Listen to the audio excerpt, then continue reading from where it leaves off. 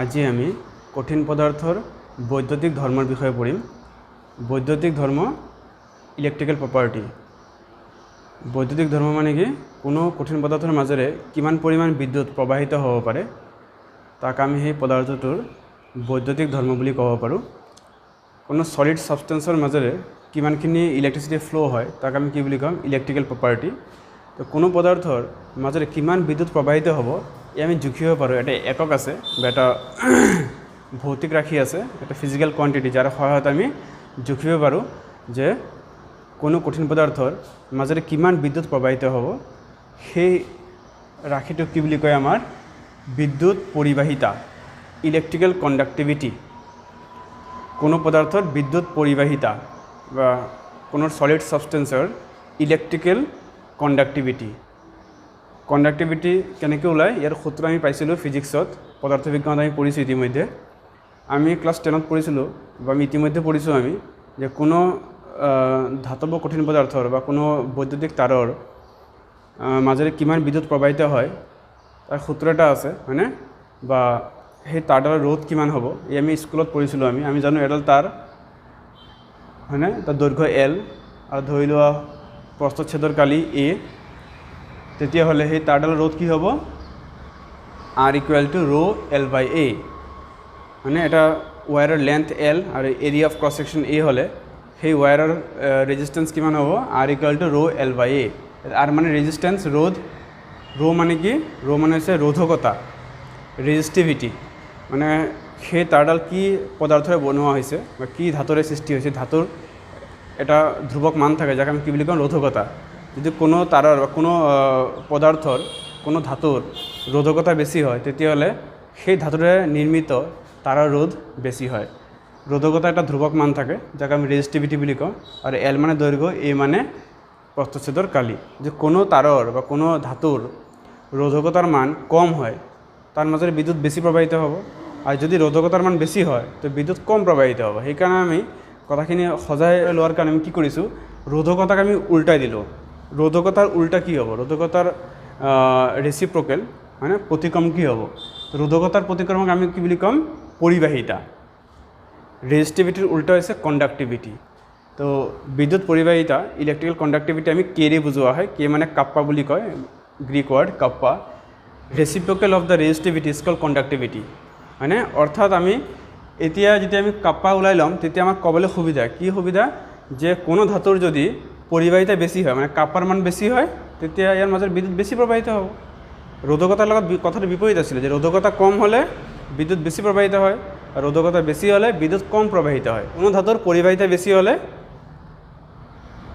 তাৰ মাজেৰে বিদ্যুৎ বেছি প্ৰবাহিত হ'ব, আৰু যদি কোনো পদাৰ্থৰ পৰিবাহিতা কম হয় তাৰ মাজেৰে বিদ্যুৎ কম প্ৰবাহিত হ'ব। গতিকে কথাখিনি বুজাবলৈ সুবিধা যে কোনো মেটেলৰ বা কোনো সলিড সাবষ্টেন্সৰ যদি কণ্ডাক্টিভিটি বেছি হয় তো তাৰ মাজত বেছি কাৰেণ্ট কণ্ডাক্ট কৰিব, কাৰেণ্ট বেছিকৈ যাব বা সহজে যাব।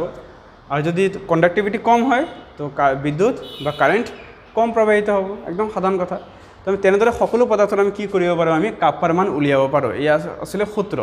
কাপ্পাৰ ভেলু 10⁻⁻20 পৰা 10⁻7 লৈকে হ'ব পাৰে। আৰু ইতিমধ্যে এইখিনি কথা আমি কৈছোঁৱেই, যদি কাপ্পাৰ মান বেছি হয় কোনো কঠিন পদাৰ্থৰ, আমি যদি হিচাপ কৰি উলিয়াই চালোঁ যে কাপ্পাৰ মান অকণমান ডাঙৰ ওলাইছে, তাৰমানে কি বুজি পাম আমি, সেই পদাৰ্থৰ মাজেৰে বিদ্যুৎ সহজে প্ৰবাহিত হ'ব বা তাক আমি ভাল পৰিবাহী বুলি ক'ম, গুড কণ্ডাক্টৰ বুলি ক'ম। আৰু যদি কোনো কঠিন পদাৰ্থৰ কাপ্পাৰ মান উলিয়াই চালোঁ, আমি পৰিবাহিতাৰ মান ওলাই চালোঁ যদি মানটো সৰু পাওঁ, হয়নে, যদি ভেৰি স্মল ভেলু পোৱা যায় কাপ্পাৰ, তাৰ মানে আমি কি বুজি পাম, সেই কঠিন পদাৰ্থৰ মাজেৰে বিদ্যুৎ কমকৈ প্ৰবাহিত হ'ব বা সেয়া বিদ্যুতৰ কুপৰিবাহী বা পুৱাৰ কণ্ডাক্টৰ বুলি কয়, মানে ভাল কণ্ডাক্টৰ বুলি আমি নক'ম। অৰ্থাৎ কাপ্পাৰ মান বেছি হ'লে ভাল পৰিবাহী, কম হ'লে কুপৰিবাহী, হয়নে? একদম সহজ সম্পৰ্ক। গতিকে আমি কাপ্পাৰ যে মান, পদাৰ্থবোৰত যে আমি পৰিবাহিতাৰ মান উলিয়াই চালোঁ, বিভিন্ন প্ৰকাৰৰ মান পোৱা যাব। সেই মানকেইটাৰ ওপৰত ভিত্তি কৰি আমি পদাৰ্থবোৰক, কঠিন পদাৰ্থবোৰক 3 ভাগত ভগাম আমি। যদি কোনো কঠিন পদাৰ্থৰ বিদ্যুৎ পৰিবাহিতাৰ মান, ইলেক্ট্ৰিকেল কণ্ডাক্টিভিটি ভেলু, কাপ্পাৰ ভেলু যদি উলিয়াই চালোঁ, দেখা পালোঁ যে মানখিনি 10⁻⁻20 পৰা 10⁻10 ভিতৰত থাকে, তেতিয়া সেই কঠিন পদাৰ্থৰ মাজেৰে বিদ্যুৎ একদম অতিকৈ কম পৰিমাণে প্ৰবাহিত হ'ব, মানে নহ'ব বুলি ক'ব পাৰোঁ। সেই পদাৰ্থবোৰক আমি কি বুলি ক'ব পাৰোঁ, ইনচুলেটৰ, অন্তৰক, মানে যাৰ মাজেৰে, যি পদাৰ্থবোৰৰ মাজেৰে বিদ্যুৎ প্ৰবাহিত নহয় বুলি ক'ব পাৰোঁ মোটামুটি। যদি কোনো কঠিন পদাৰ্থৰ কাপ্পাৰ ভেলু আমি উলিয়াই চালোঁ, সেই মানটো যদি আমাৰ 10⁴ পৰা 10⁷ মাজত থাকে, তেতিয়া সেই প্ৰকাৰ কঠিন পদাৰ্থক আমি কি বুলি ক'ম? বিদ্যুতৰ সুপৰিবাহী বা গুড কণ্ডাক্টৰ অফ ইলেক্ট্ৰিচিটি বুলি ক'ম, বা কণ্ডাক্টৰ বুলি আমি ক'ম, পৰিবাহী বুলি ক'ম। আৰু যদি কোনো কঠিন পদাৰ্থৰ সেই কাপ্পাৰ মান মানে অতিকৈ ক্ষুদ্ৰ নহয় আৰু অধিক ডাঙৰো নহয়, ঠিক মাজত থাকিব, মানে মধ্যমীয়া বুলি ক'ম, মানে 10⁻⁻ পৰা 10⁴ তেনেকৈ ৰেঞ্জত যদি পৰে, তেনেকৈ পৰিসৰত যদি সেই মানটো পোৱা যায়, সেই প্ৰকাৰ কঠিন পদাৰ্থক মই অন্তৰক বুলি ক'ব নোৱাৰোঁ আৰু পৰিবাহী বুলিও ক'ব নোৱাৰোঁ, ইনচুলেটৰ বুলি ক'ব নোৱাৰোঁ, কণ্ডাক্টৰ বুলি ক'ব নোৱাৰোঁ, ঠিক মাজত তাকে বুলি কয় ছেমি কণ্ডাক্টৰ, অৰ্ধ পৰিবাহী। কঠিন পদাৰ্থবোৰক আমি 3 ভাগত ভগাব পাৰোঁ বৈদ্যুতিক ধৰ্মৰ ওপৰত ভিত্তি কৰি। কঠিন পদাৰ্থবোৰৰ মাজেৰে কিমান পৰিমাণ বিদ্যুৎ প্ৰবাহিত হয় তাৰ ওপৰত ভিত্তি কৰি আমি কঠিন পদাৰ্থবোৰক 3 ভাগত ভগাইছোঁ। যদি কোনো পদাৰ্থৰ মাজেৰে বিদ্যুৎ সহজে প্ৰবাহিত হয়, কাপ্পাৰ মান ডাঙৰ হয়, তাক আমি কি বুলি ক'ম? পৰিবাহী, কণ্ডাক্টৰ। আৰু যদি কোনো কঠিন পদাৰ্থৰ মাজেৰে বিদ্যুৎ অতিকৈ কম পৰিমাণে প্ৰবাহিত হয় বা বিদ্যুৎ প্ৰবাহিত নহয় বুলি ক'ব পাৰোঁ, যাৰ ক্ষেত্ৰত কাপ্পাৰ মান অতি সৰু হ'ব, তেনেধৰণৰ আমাৰ কঠিন পদাৰ্থবোৰক কি বুলি ক'ম? অন্তৰক বা ইনচুলেটৰ। আৰু যদি কোনো কঠিন পদাৰ্থৰ কাপ্পাৰ মান মধ্যমীয়া, অতিকৈ ক্ষুদ্ৰও নহয়, অতিকৈ ডাঙৰো নহয়, মধ্যমীয়া, মানে বিদ্যুৎ প্ৰবাহিত হয় কিন্তু সিমান পৰিবাহীৰ নিচিনা ইমান সহজে প্ৰবাহিত হ'ব নোৱাৰে, হয়নে? কেতিয়াবাহে প্ৰবাহিত হয়, তেনেধৰণৰ পদাৰ্থবোৰক আমি কি বুলি ক'ম? অৰ্ধ পৰিবাহী, ছেমি কণ্ডাক্টৰ। ঠিক আছে? গতিকে এতিয়া কঠিন পদাৰ্থবোৰৰ কোনবোৰ আমাৰ অন্তৰক হয়, কোনবোৰ আমাৰ অৰ্ধ পৰিবাহী হ'ব আৰু কোনবোৰ আমাৰ পৰিবাহী হ'ব? কোনবোৰ হ'ব? সাধাৰণতে আমি যিবোৰ অধাতু আছে, সাধাৰণতে যিবোৰ কঠিন পদাৰ্থ অধাতু বা সহযোজী যৌগৰ থকা যিবিলাক আমাৰ পদাৰ্থ আছে, সেইবোৰ সাধাৰণতে তোমাৰ অন্তৰক হয়, ইনচুলেটৰ হয়। আৰু অৰ্ধ পৰিবাহী কোনবোৰ? যিবোৰ আমি ধাতুকল্প বুলি কওঁ, ধাতুও নহয় অধাতুও নহয়, ঠিক মধ্যৱৰ্তী। আমি পঢ়িছোঁ স্কুল লেভেলত, কিছুমান ধাতুকল্প আছে নহয়, মেটেলইড, মেটেলৰ নহয় নন মেটেলৰ নহয়, তাৰ মাজত, মানে মেটেল আৰু নন মেটেল দুয়োটাৰ ধৰ্ম দেখায়, ধাতু আৰু অধাতু দুয়োটা ধৰ্ম দেখুওৱা কিছু আমাৰ মৌল আছে, যাক আমি কি বুলি কওঁ? ধাতুকল্প বুলি কওঁ, হয়নে? যেনে চিলিকন, জাৰ্মেনিয়াম এইবিলাক আছিলে। তো সেই পদাৰ্থবোৰ হ'ব আমাৰ অৰ্ধ পৰিবাহী, হয়নে? তাৰ মাজেৰে বিদ্যুৎ শক্তি প্ৰবাহিত হয়, কিন্তু কেতিয়াবাহে প্ৰবাহিত হয়, এটা কণ্ডিশ্যন আছে, শৰ্ত আছে, শৰ্ত সাপেক্ষে তেওঁলোকে বিদ্যুৎ প্ৰবাহিত কৰিব। তো তাক ছেমি কণ্ডাক্টৰ, অৰ্ধ পৰিবাহী। আৰু পৰিবাহী কোনবোৰ? যিবোৰ ধাতু হয় আমাৰ, হয়নে?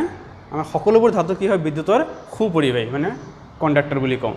বা আমাৰ যিবোৰ বিদ্যুৎ বিশ্লেষ্য আছে, মানে ইলেক্ট্ৰলাইট, হয়নে? আমাৰ যিটো আয়নীয় যৌগ, যেতিয়া পানীত দ্ৰৱীভূত কৰা হয় বা আমাৰ গলিত অৱস্থাত লোৱা যায়, তেতিয়া আমাৰ সেই যৌগবোৰ কিন্তু বিদ্যুতৰ পৰিবাহী হ'ব।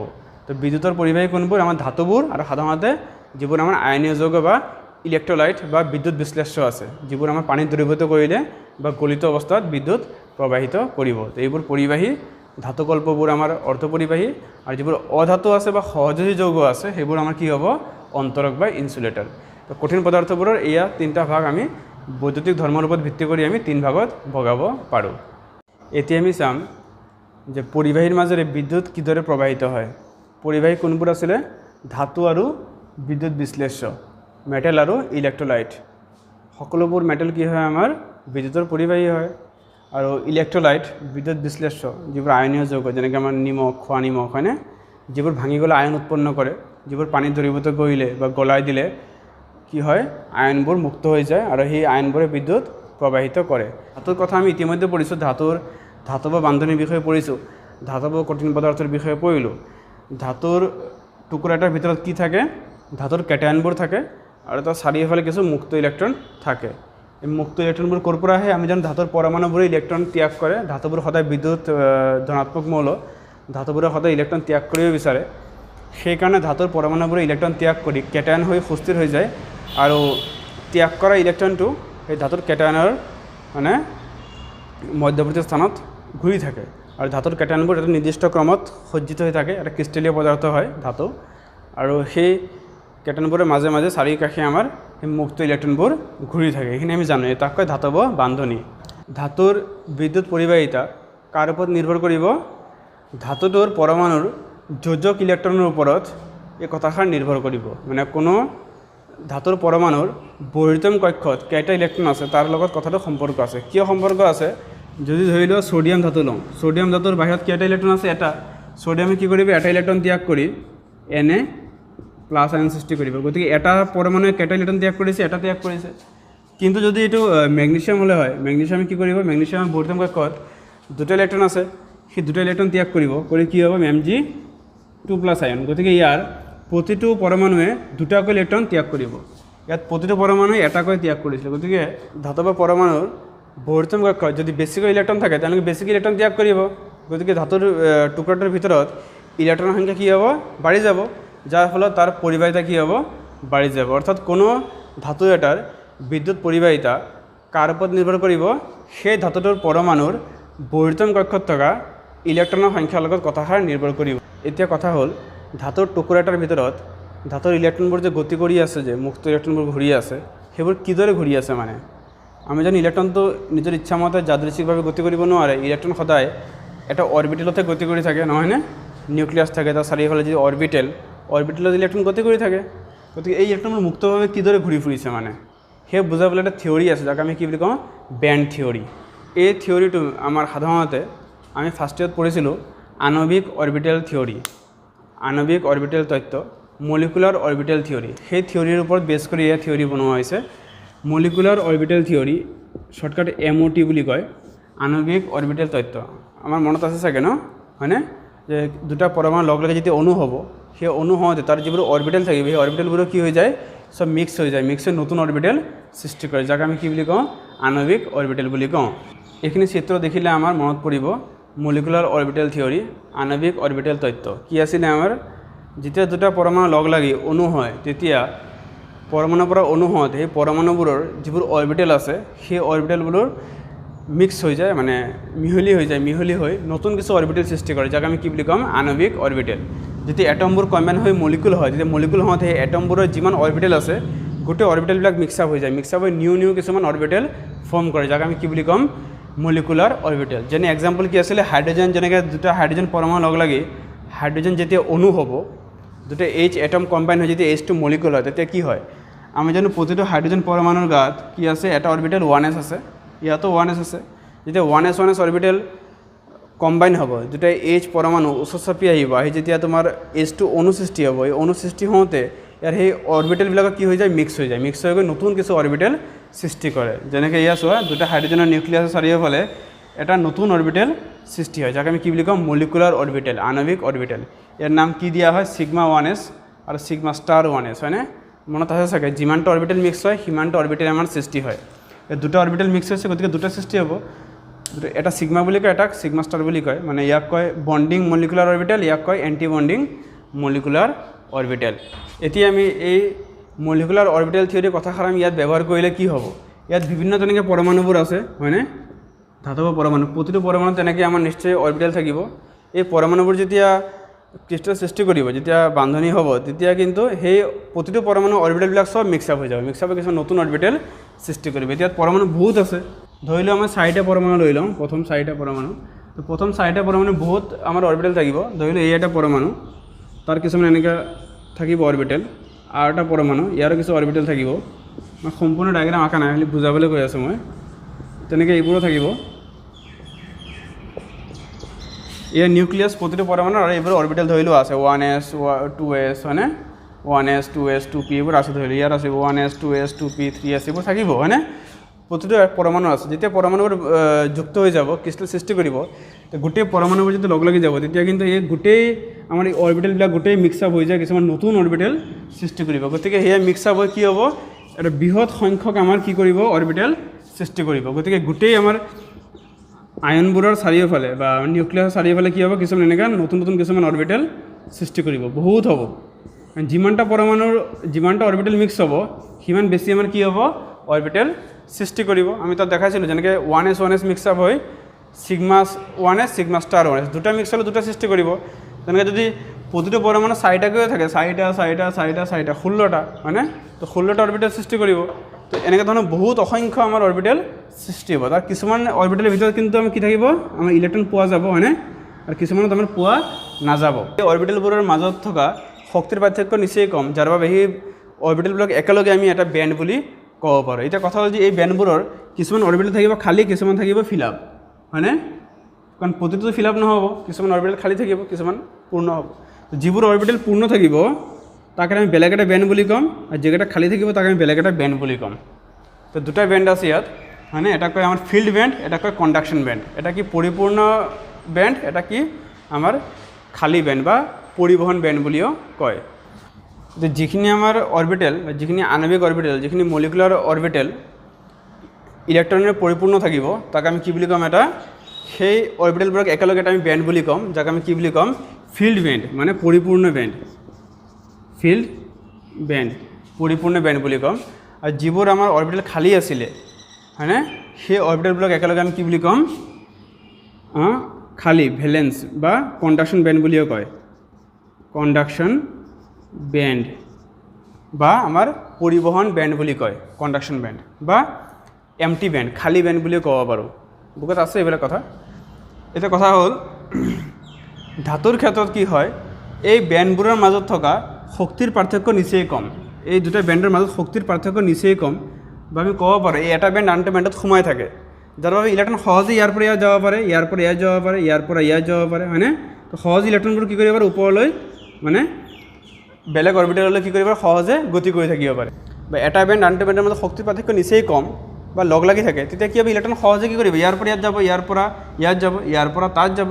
গতিকে ইলেক্ট্ৰন কি কৰিব, সহজে কি কৰিব, নিজৰ ইচ্ছামতে কি কৰিব পাৰিব, ঘূৰি ফুৰিব পাৰিব। সেয়াই ইলেক্ট্ৰনবোৰ যে মুক্ত অৱস্থাত ঘূৰি ফুৰে, কিয়, কাৰণ ইলেক্ট্ৰনবোৰ একচুৱেলি এটা বেণ্ডৰ পৰা আন এটা বেণ্ডলৈ সহজে গতি কৰে, বা এই দুটা বেণ্ড এটা আনটোৰ ভিতৰত অভিলেপন কৰি থাকে, অভাৰলেপিং কৰি থাকে, যাৰ ফলত সহজে ইলেক্ট্ৰনবোৰ কি কৰিব পাৰে, গতি কৰি থাকিব পাৰে। এতিয়া চোৱা, এই বেণ্ড থিয়ৰী বা বেণ্ড তত্ত্বৰ ওপৰত ভিত্তি কৰি আমি কঠিন পদাৰ্থবোৰৰ যে তিনিটা ভাগ আছিলে, পৰিবাহী, অৰ্ধপৰিবাহী আৰু অন্তৰক হয়নে, সেই কথাষাৰ আমি ইয়াত বুজাব পাৰোঁ। ধাতুৰ ক্ষেত্ৰত কি হয়, এই দুটা বেণ্ডৰ মাজত শক্তিৰ পাৰ্থক্য নিচেই কম, বা এটা বেণ্ড আনটো বেণ্ডৰ ভিতৰত সোমাই থাকে, যাৰ ফলত ইলেক্ট্ৰন সহজে ইয়াৰ পৰা ইয়াত কি কৰিব, গতি কৰিব। অৰ্থাৎ ইয়াৰ মাজত কি হ'ব, বিদ্যুৎ কি হ'ব, প্ৰবাহিত হ'ব। ইলেক্ট্ৰন গতি কৰা মানে বিদ্যুতৰ পৰিবাহী। গতিকে এই পৰিবাহীত কি হয়, আমাৰ দুটা বেণ্ডৰ মাজত শক্তিৰ পাৰ্থক্য নিচেই কম, যাৰ বাবে ইলেক্ট্ৰন সহজে ইয়াৰ মাজেৰে অনবৰতে গতি কৰি থাকিব পাৰে। এই হৈ গ'ল আমাৰ পৰিবাহীৰ কথা। আৰু অৰ্ধপৰিবাহীত কি হয়, এই দুটা বেণ্ডৰ মাজত কণ্ডাকশ্যন বেণ্ড মানে খালী থকা যিটো বেণ্ড আৰু যিটো পৰিপূৰ্ণ বেণ্ড, এই দুটা বেণ্ডৰ মাজত শক্তিৰ পাৰ্থক্য অকণমান আছে হয়নে, এটা আনটোৰ পৰা আছে দূৰত আছে অকণমান, কিন্তু এই দুটাৰ মাজত অকণমান শক্তিৰ কি আছে, পাৰ্থক্য আছে। এইটোক কয় আমাৰ এই যিটো খালী ঠাই, এই ঠাইখিনিক আমাৰ প্ৰতিবন্ধক অঞ্চল বা ফৰবিডেন জ'ন বুলি কয়। মানে শক্তিৰ অলপ পাৰ্থক্য আছে, মানে যদি ইয়াক আমি অলপ শক্তি দি দিওঁ, তেতিয়া কিন্তু ইলেক্ট্ৰন কি কৰিব, ইয়াৰ পৰা ইয়াত গতি কৰিব পাৰিব।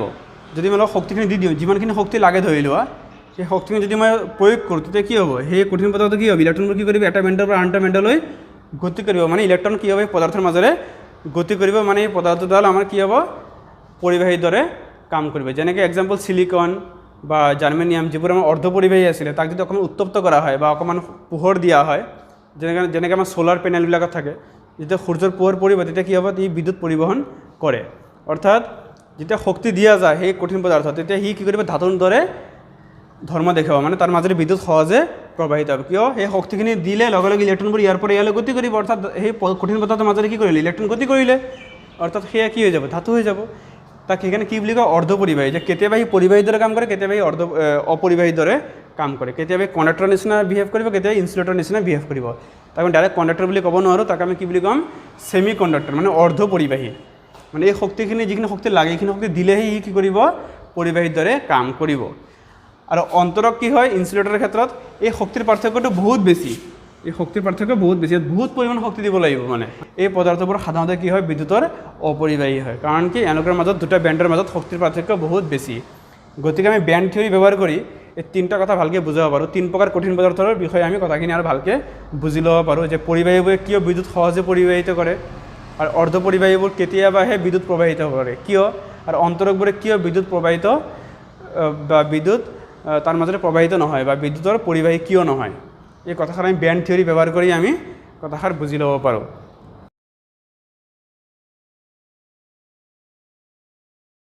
অৰ্ধপৰিবাহীৰ বিদ্যুৎ পৰিবাহিতা, ইলেক্ট্ৰিকেল কণ্ডাক্টিভিটি আমি বঢ়াব পাৰোঁ হয়নে, যে এই দুটা বেণ্ডৰ মাজত যিটো শক্তিৰ পাৰ্থক্য আছে, সিমানখিনি শক্তি যদি আমি প্ৰয়োগ কৰি দিওঁ, সেই শক্তিখিনি পাই ইলেক্ট্ৰনবোৰ কি কৰিব, এটা বেণ্ডৰ পৰা এটা বেণ্ডলৈ গতি কৰিব, অৰ্থাৎ সেই পদাৰ্থটো কি বিদ্যুৎ পৰিবহণ কৰিব। তো আমি কিদৰে এটা অৰ্ধপৰিবাহীৰ পৰিবাহিতা বৃদ্ধি কৰিব পাৰোঁ হয়নে, সেই বিষয়ে পঢ়িব লাগে। পৰিবাহিতা বৃদ্ধি কৰাৰ দুটা উপায়, কি কি উপায়, এটা হৈছে উষ্ণতাৰ বৃদ্ধি, দ্বিতীয় কি উপযুক্ত ঔষধি যোগ কৰি।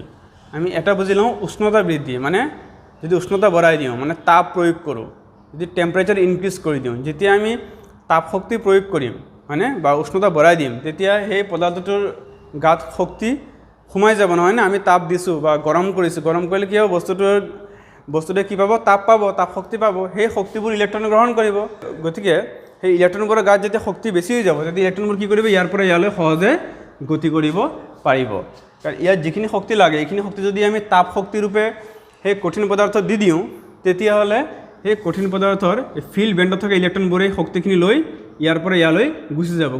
গতিকে এই পদাৰ্থৰ মাজেৰে বিদ্যুৎ পৰিবহণ হ'ব হয়নে, বা সেই পদাৰ্থবোৰ বিদ্যুতৰ পৰিবাহী হৈ যাব। অৰ্থাৎ গতিকে আমি অৰ্ধ পৰিবাহীবোৰৰ উষ্ণতা বৃদ্ধি কৰিলে সেই অৰ্ধ পৰিবাহীৰ বিদ্যুৎ পৰিবাহিতা বৃদ্ধি পাব, ইলেক্ট্ৰিকেল কণ্ডাক্টিভিটি ইনক্ৰিজ হ'ব যদি আমি সেমি কণ্ডাক্টৰৰ টেম্পাৰেচাৰ ইনক্ৰিজ কৰি দিওঁ হয়নে। কাৰণ টেম্পাৰেচাৰ ইনক্ৰিজ কৰিলে সাফিচিয়েণ্ট এনাৰ্জিবিলাক ইলেক্ট্ৰনে পাব, আৰু সেই ইলেক্ট্ৰনবিলাক সেই এনাৰ্জিবিলাক লৈ ফিল্ড বেণ্ডৰ পৰা কণ্ডাকশ্যন বেণ্ডলৈ জাম্প কৰিব পাৰিব, মানে ইলেক্ট্ৰনবোৰ ফ্ল' কৰিব, মুভ কৰিব, অৰ্থাৎ সেই ছাবষ্টেঞ্চটো ইলেক্ট্ৰিচিটি কণ্ডাক্ট কৰিব।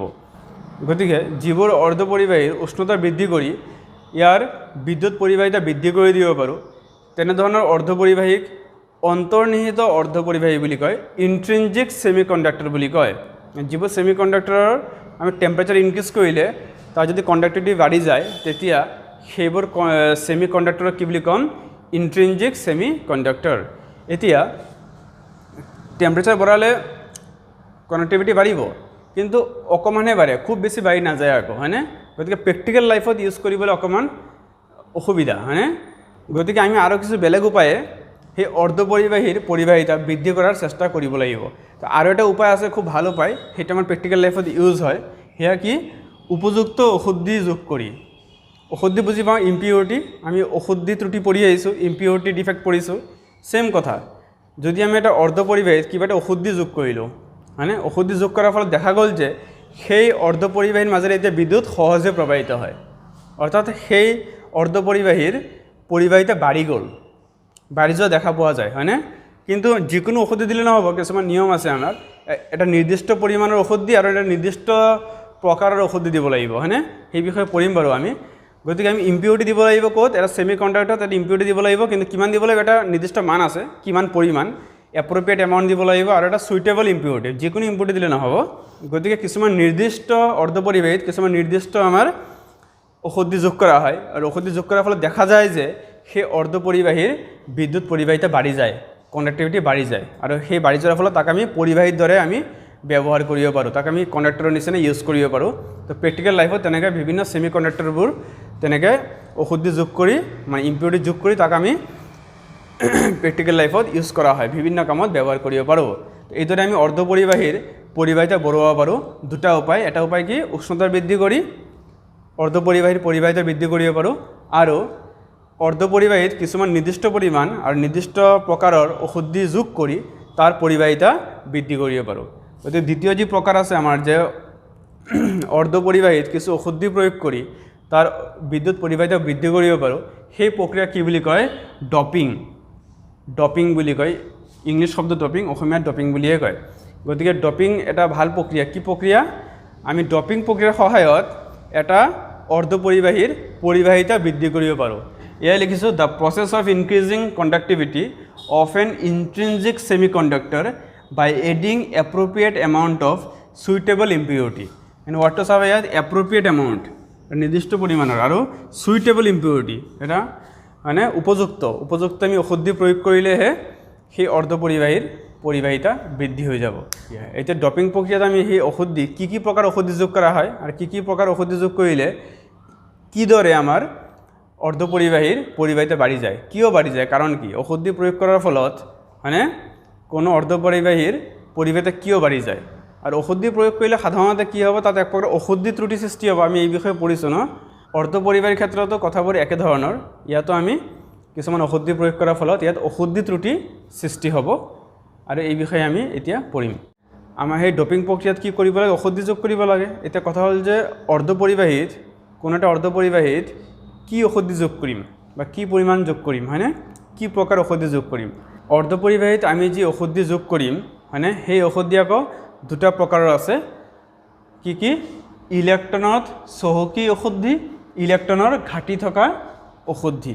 মানে কি ইলেকট্ৰনত চহকী ইলেকট্ৰন ৰিচ ইম্পিউৰিটি আৰু ইলেকট্ৰন ডেফিচিয়েণ্ট ইম্পিউৰিটি আমি যেটো সেমিকন্ডাক্টৰত ইম্পিউৰিটি এড কৰি তাৰ কানেক্টিভিটি বঢ়াম নহয়নে আৰু সেই ইম্পিউৰিটি কি টাইপৰ ইম্পিউৰিটি এড কৰিম মই হেয়াৰ টু টাইপৰ ইম্পিউৰিটি আছে কিছুমান হৈছে ইলেকট্ৰন ৰিচ ইম্পিউৰিটি আৰু কিছুমান ইলেকট্ৰন ডেফিচিয়েণ্ট ইম্পিউৰিটি এয়া মানে কি আমি বুজি লওঁ ইলেকট্ৰন চহকী ইলেকট্ৰনত ৰিচ কাৰ তুলনাত আমি তুলনাটো কাৰ লগত কৰিছোঁ অৰ্ধপৰিবাহীৰ লগত কৰিছোঁ two in compare to semiconductor অৰ্ধপৰিবাহী তুলনাত আমি এটা অৰ্ধপৰিবাহী ল'ম তাৰ ঠাইত আমি ঔষধি যোগ কৰিম গতিকে আমি অৰ্ধপৰিবাহীত যেতিয়া ঔষধি যোগ কৰিম আমি চাম যে অৰ্ধপৰিবাহীৰ প্ৰতিটো পৰমাণুত কেইটাকৈ ইলেকট্ৰন আছে আৰু আমি যোগ কৰা যে ঔষধি সেই ঔষধিৰ পৰমাণুৰ গাত কেইটা ইলেকট্ৰন আছে আমি সাধাৰণতে আমি চোৱা যায় যে অৰ্ধপৰিবাহীৰ বা ঔষধিৰ পৰমাণুৰ বহিতম কক্ষত কেইটা ইলেকট্ৰন আছে আমি এই কথাখিনি এটা উদাহৰণৰ সৈতে ভালকৈ বুজি লওঁ ধৰি লওঁ এটা আমি অৰ্ধপৰিবাহী লৈ লওঁ সিলিকন সিলিকন কোনটো গ্ৰুপৰ আছিলে 14 গ্ৰুপৰ কাৰ্বন সিলিকন নহয়নে 14 নম্বৰ বৰ্গৰ মৌল আৰু 14 নম্বৰ বৰ্গৰ যিবোৰ মৌল সেই মৌলবোৰৰ বাহিৰত কেইটা ইলেকট্ৰন থাকে 4টা সিলিকনৰ বাহিৰত কিমান ইলেকট্ৰন থাকিব 4টা থাকিব ধৰি লওঁ আমি সিলিকনত আৰ্ছেনিক যোগ কৰিলোঁ সিলিকনৰ গাত অলৰেডি সিলিকনৰ অৰ্ধপৰিবাহীৰ প্ৰতিটো পৰমাণুৰ বহিৰ্তম কক্ষত 4টাকৈ ইলেকট্ৰন আছে আৰু যিটো ঔষধি মই যোগ কৰিলোঁ আৰ্ছেনিকৰ বহিৰ্তম কক্ষত কেইটা ইলেকট্ৰন আছে 5টা ইলেকট্ৰন আছে গতিকে অৰ্ধপৰিবাহীৰ তুলনাত হয় না যেটো ঔষধি যোগ কৰিলোঁ এই ঔষধিৰ গাত কি আছে ইলেকট্ৰন বেছি আছে তো তেনেধৰণৰ ঔষধিক আমি কি বুলি ক'ম ইলেকট্ৰন ৰিচ ইম্পিউৰিটি ইলেকট্ৰনৰ চহকী ঔষধি বুলি কোৱা যায় হয়নে আৰু এটা প্ৰকাৰ আছে কি ইলেকট্ৰনৰ ঘাটি থকা ঔষধি যদি আমাৰ অৰ্ধপৰিবাহী তুলনাত ঔষধিৰ গাত ইলেকট্ৰন কম থাকে যেনে উদাহৰণ যদি মই সিলিকনত এতিয়া কি প্ৰয়োগ কৰিব লাগে এলুমিনিয়াম গেলিয়াম বা বোৰন মানে গ্ৰুপ 13 গ্ৰুপ 13ৰ যদি বৰ্গ 13ৰ যদি মৌল যোগ কৰোঁ গ্ৰুপ 13 আমি জানো গ্ৰুপ 13ৰ বোৰন এলুমিনিয়াম গেলিয়াম এই মৌলবোৰৰ বহিৰ্তম কক্ষত ইলেকট্ৰন কিমান থাকিব 3 গতিকে সিলিকনৰ গাত আছিল 4 কিন্তু প্ৰয়োগ কৰা ঔষধিৰ গাত কিমান ইলেকট্ৰন আছে 3 গতিকে অৰ্ধপৰিবাহীৰ তুলনাত প্ৰয়োগ কৰা ঔষধিৰ গাত ইলেকট্ৰন কি আছে কম আছে সেইকাৰণে তেনেধৰণৰ ঔষধি কি বুলি কওঁ আমি ইলেকট্ৰনৰ ঘাটি থকা ঔষধি ইলেকট্ৰন ডেফিচিয়েণ্ট ইম্পিউৰিটি একদম সহজ কথা হয়নে গতিকে অৰ্ধপৰিবাহীত যেতিয়া ঔষধি যোগ কৰিম যদি অৰ্ধপৰিবাহীৰ তুলনাত ঔষধিৰ গাত বেছিকৈ ইলেকট্ৰন থাকে তাক আমি কি বুলি ক'ম ইলেকট্ৰন ৰিচ ইম্পিউৰিটি আৰু যদি অৰ্ধপৰিবাহীত যিটো ঔষধি মই প্ৰয়োগ কৰি আছোঁ সেই ঔষধিৰ গাত যদি ইলেকট্ৰন অৰ্ধপৰিবাহীৰ তুলনাত কম থাকে তাক আমি কি বুলি ক'ম ইলেকট্ৰনৰ ঘাটি থকা ঔষধি এতিয়া ইলেকট্ৰনৰ চহকী থকা ঔষধিযুক্ত সেই অৰ্ধপৰিবাহীক মই কি বুলি ক'ম তাক কি বুলি কয় তাক কয় এন শ্ৰেণীৰ অৰ্ধপৰিবাহী বুলি কয় এন টাইপ সেমিকন্ডাক্টৰ বুলি কয় এন মানে কি নিগেটিভ টাইপ নিগেটিভ মানে কি জানো যেতিয়া ক'ৰবাত ইলেকট্ৰন বেছি থাকিলে কি নিগেটিভ বুলি কয় ন আৰু ইলেকট্ৰন কম থাকিলে পজিটিভ বুলি কয় নহয়নে ইয়াত যেহেতু আমাৰ সিলিকনত আমি কি যোগ কৰিছিলোঁ আৰ্ছেনিক যোগ কৰিছিলোঁ মানে ইলেকট্ৰনৰ চহকী থকা ঔষধি যোগ কৰিছোঁ যাৰ ফলত ইয়াত ইলেকট্ৰনৰ সংখ্যা কি বাঢ়ি যাব অৰ্থাৎ নিগেটিভ হৈ যাব সেইকাৰণে আমি কি বুলি কওঁ তেনেধৰণৰ অৰ্ধপৰিবাহী কি বুলি কওঁ আমি এন শ্ৰেণীৰ অৰ্ধপৰিবাহী তেনেধৰণৰ সেমিকন্ডাক্টৰ কি বুলি ক'ম নিগেটিভ টাইপ সেমিকন্ডাক্টৰ মানে এন টাইপ সেমিকন্ডাক্টৰ ঠিক আছে আৰু নেক্সট টাইপ কি আছিলে আমাৰ সিলিকনত মই কি দিছিলোঁ এলুমিনিয়াম দিছিলোঁ মানে 14 নম্বৰ গ্ৰুপত 13 নম্বৰৰ মৌল দিছিলোঁ মানে কি অৰ্ধপৰিবাহীৰ তুলনাত কমকৈ ইলেকট্ৰন থকা আমি ঔষধি যোগ কৰিছিলোঁ গতিকে সেই প্ৰকাৰ অৰ্ধপৰিবাহীক মই কি বুলি ক'ম পজিটিভ টাইপ সেমিকন্ডাক্টৰ মানে পি টাইপ সেমিকন্ডাক্টৰ শৰ্টকাট কি পি শ্ৰেণীৰ অৰ্ধপৰিবাহী গতিকে অৰ্ধপৰিবাহী মই দুই প্ৰকাৰ পালোঁ এন শ্ৰেণীৰ অৰ্ধপৰিবাহী আৰু পি শ্ৰেণীৰ অৰ্ধপৰিবাহী এন টাইপ সেমিকন্ডাক্টৰ আৰু পি টাইপ সেমিকন্ডাক্টৰ আমি সিলিকনৰ এটা পাৰফেক্ট ক্ৰিষ্টেল লৈ লৈছোঁ এটা সিলিকনৰ আদৰ্শ ক্ৰিষ্টেল লৈ লৈছোঁ য'ত কোনো ধৰণৰ ত্ৰুটি নাই কোনো ধৰণৰ ডিফেক্ট নাই এটা সিলিকন এতিয়া সিলিকন ক্ৰিষ্টেলৰ ভিতৰত সিলিকনৰ পৰমাণুবোৰ কিদৰে সজ্জিত হৈ থাকে কাৰ্বন সিলিকন এইবোৰ একেটা গ্ৰুপৰ মৌল 14 নম্বৰ গ্ৰুপৰ মৌল সেইকাৰণে সিলিকনৰ ধৰ্ম কাৰ্বনৰ সৈতে মিলে কাৰ্বনে যিদৰে 4টা বান্ধনি সৃষ্টি কৰিব পাৰে ঠিক তেনেধৰণে সিলিকন 4টা সিঙ্গেল বন্ড 4টা সহযোজী বান্ধনি সৃষ্টি কৰে 4টা এক সহযোজী বান্ধনি সৃষ্টি কৰে গতিকে সিলিকনৰ পৰমাণুৰ বহিৰ্তম কক্ষত যি 4টা ইলেকট্ৰন আছে সেই 4টা ইলেকট্ৰন কি কৰিব তেওঁ তাৰ নিকটৱৰ্তী পৰমাণুৰ সৈতে এই 4টা ইলেকট্ৰন শ্বেয়াৰ কৰিব ভাগ বতৰা কৰিব যাতে সিলিকন পৰমাণুৰ বহিৰ্তম কক্ষত 8টা ইলেকট্ৰন হ'ব পাৰে তো এই এটা সিলিকন পৰমাণু ই কি কৰিছে ইয়াৰ ওচৰৰ নিকটৱৰ্তী সিলিকন পৰমাণু এইটো এইটো আৰু এইটোৰ সৈতে 4টা ইলেক্ট্ৰন কি কৰিছে তেওঁ শ্বেয়াৰ কৰিছে ভাগ বতৰা কৰিছে যাৰ ফলত এতিয়া এই সিলিকনৰ গাত ইলেক্ট্ৰন কিমান হ'ব 2টা 4টা 6টা 8টা গতিকে প্ৰতিটো পৰমাণু 8টাকৈ ইলেক্ট্ৰন থাকিব অৰ্থাৎ ই সুস্থিৰ হ'ব হয়নে তো এয়া কথা তো সিলিকন ক্ৰিস্টালৰ প্ৰতিটো সিলিকন কি কৰিব নিকটৱৰ্তী 4টা সিলিকনৰ লগত 4টা সিঙ্গেল বন্ড কৰিব 4টা এক সহযোগী বান্ধনী সৃষ্টি কৰিব হয়নে এয়া হৈছে এটা ক্ৰিস্টাল এয়া সিলিকনৰ ক্ৰিস্টাল এতিয়া যদি সিলিকনত মই ঔষধ হিচাপে কি যোগ কৰোঁ আৰ্ছেনিক যোগ কৰোঁ এই আৰ্ছেনিক AS যদি মই যোগ কৰোঁ কি হ'ব কি হ'ব এন টাইপ সেমিকন্ডাক্টৰ এই বিষয়তে বুজো আমি এতিয়া আমি জানো আৰ্ছেনিকৰ বাহিৰত ইলেক্ট্ৰন কিমান আছে 5টা আছে আমি জানো যে আৰ্ছেনিক কি গ্ৰুপ নাম্বাৰ 15 হয় 15 নম্বৰ বৰ্গৰ মৌল গতিকে আৰ্ছেনিকৰ বৈৰতম কক্ষত আৰ্ছেনিকৰ প্ৰতিটো পৰমাণুৰ বৈৰতম কক্ষত ইলেক্ট্ৰন কিমান থাকিব 5টা থাকিব গতিকে এই আৰ্ছেনিকে নিকটৱৰ্তী 4টা সিলিকনৰ লগতো 4টা বান্ধনী কৰিবই নহয়নে এই এটা ইয়াৰ লগত শ্বেয়াৰ কৰিলে এটা ইয়াৰ লগত শ্বেয়াৰ কৰিলে এটা ইয়াৰ লগত কৰিলে এটা ইয়াৰ লগত কৰিলে কৰাৰ পিছত এটা ইলেক্ট্ৰন কি হ'ল থাকি গ'ল না তাৰ গাত অতিৰিক্ত এটা থাকি গ'ল নে পঞ্চম ইলেক্ট্ৰন 4টা ইলেক্ট্ৰন 4টাৰ লগত শ্বেয়াৰ কৰিলে 8টা হৈ গ'ল কিন্তু এই 5 নম্বৰ মানে পঞ্চম ইলেক্ট্ৰনটো ফ্ৰী হৈ গ'ল এই ইলেক্ট্ৰনটো কিন্তু মোবাইল হ'ব হয়নে গতিশীল হ'ব আৰু এই ক্ৰিষ্টেলৰ মাজত এই ইলেক্ট্ৰন গতি কৰিব পাৰিব গতিকে যেতিয়াত মুক্ত ইলেক্ট্ৰন আছে গতিকে এই বিদ্যুৎ কি কৰিব পৰিবহন কৰিব গতিকে সিলিকনৰ তুলনাত এই আৰ্ছেনিকযুক্ত সিলিকনটোৰ কিন্তু পৰিবাহিতা বেছি হ'ব কিয় কাৰণ ইয়াত কিছুমান মুক্ত ইলেক্ট্ৰন আছে এই মুক্ত ইলেক্ট্ৰন থকাৰ ফলত ইয়াৰ মাজেৰে বিদ্যুৎ